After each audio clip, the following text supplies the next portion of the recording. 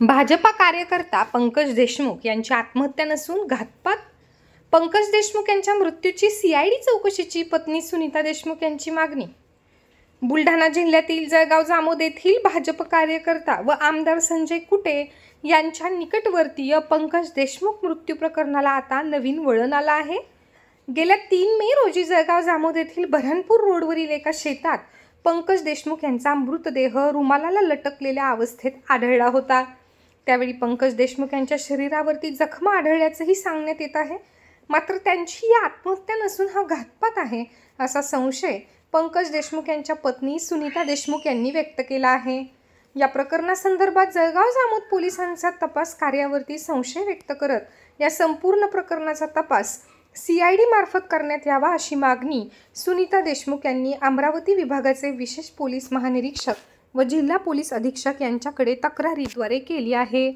तहसील आणि गेस्ट हाऊसची बांधकाम सुद्धा त्यांची सध्या चालू होती आणि माझे मिस्टर जे आहे त्याचे 3/5/2025 रोजी संशयास्पद मृत्यू झालेला आहे आणि घटनास्थळी त्यांना जे पाहिलेलं आहे त्यांच्या शरीरावर ज्या जखमा होत्या त्या पाहता त्यांच्यासोबत घातपात झालेला असं सरळ आढळून आलेला आहे आणि तिथूनच त्यांचा तपास व्यवस्थित झालेला नाही.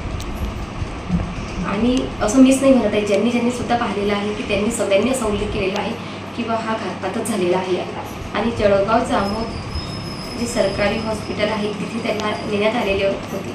तिथे सुद्धा पाय ठेवायला जागा नव्हती, अशी एवढी प्रचंड गर्दी त्यांच्या साथ्यांची तिथे होती आणि त्या सगळ्यांचं सुद्धा म्हणणं आहे की हा घातपातच झालेला आहे.